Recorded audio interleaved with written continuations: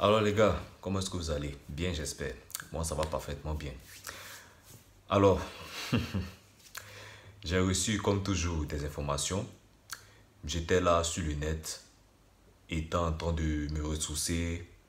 Et il y a pas mal de gens aussi qui ont fait des commentaires sur des posts. J'ai vu aussi quelques statuts sur les réseaux sociaux. Et voilà, j'ai reçu aussi des messages de la part de certains amis, en tout cas certains potes vivant en Afrique centrale, notamment au Gabon, au Cameroun, en Centrafrique, tout ça, parlant du problème qui se passe là-bas actuellement. Donc, j'ai reçu ces messages-là. Moi, j'ai décidé de donner mon avis ici en vidéo pour voir exactement comment est-ce qu'on peut parler de développement, en tout cas en Afrique, si vraiment on vit dans certaines conditions. Voilà. D'abord, il faut savoir que cette vidéo n'a rien de personnel.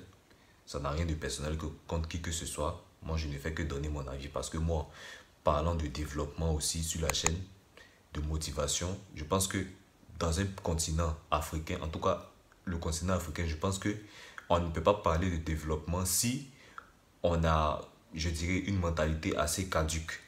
Une mentalité qui ne devrait même pas avoir lieu d'être en fait. Parce que on parle d'amour. Quel amour? Où est l'amour ici dont on parle? D'abord, pour que on puisse évoluer ensemble, il faut qu'on soit solide dans la tête. Il faut qu'il y ait l'amour qui règne en fait. L'amour du prochain. C'est-à-dire l'amour au-delà de la nationalité. La nationalité n'est pas, ça ne doit pas notamment censé faire problème. Non, ça ne doit pas poser problème en fait. La nationalité, pour moi, c'est juste une formalité. Quand on va dans les aéroports, dans les frontières terrestres, comment est-ce qu'on traite l'homme qui n'a pas la même nationalité que soi, juste parce qu'il y a un papier qui manque? Mais est-ce que vous connaissez son problème réel, qui veut aller aider, par exemple, quelqu'un qui se trouve dans le pays où toi tu es? Est-ce qu'on se pose souvent ce genre de questions-là? Bref, ça, c'est pas ça le débat. Alors, j'ai vu que, notamment au Gabon, il y a notamment la loi qui interdit aux étrangers d'exercer dans des activités. Alors, ma question que je vais poser, si ces étrangers-là, au lieu, par exemple, d'exercer des activités honnêtes, par exemple, casser les maisons des gens, brûlaient, violaient les femmes, cambriolaient, comment est-ce qu'on aurait traité ces personnes? Mais aujourd'hui, ils sont dans la légalité en exerçant des métiers nobles, mais ça encore, on est en train de les chasser. Il y a eu une histoire, moi j'ai eu recours à ça, j'ai entendu des femmes, je pense du Bénin ou du Togo, je ne sais pas trop, mais en tout cas des étrangers qui ont, il y a eu une dispute. Il y a par exemple eu quelque chose, c'est pas trop, mais en tout cas, ça c'est parti en vrille en fait. Donc pour ça, la loi aurait pris la décision de ne plus donner des opportunités aux étrangers d'exercer une petite activité, même une simple vente de chaussures dans la route. Enfin, qu'est-ce qu'il raconte? Sur la voie. En fait, je sais même pas comment exprimer ça parce que bref, la question que j'aimerais poser, est-ce que l'Africain combat le vrai combat? Honnêtement, est-ce qu'on combat le vrai combat en fait? Parce que, à ma connaissance, lorsqu'un étranger vit dans un pays, il vit par exemple dans un pays, on va parler du Gabon aujourd'hui, il vit au Gabon. Et s'il loue une maison, la maison dont il loue, il reverse le salaire, c'est-à-dire le prix du loyer à un Gabonais, évidemment. Si les Gabonais, en tout cas, sont propriétaires chez eux, la plupart, ils ont des maisons par exemple.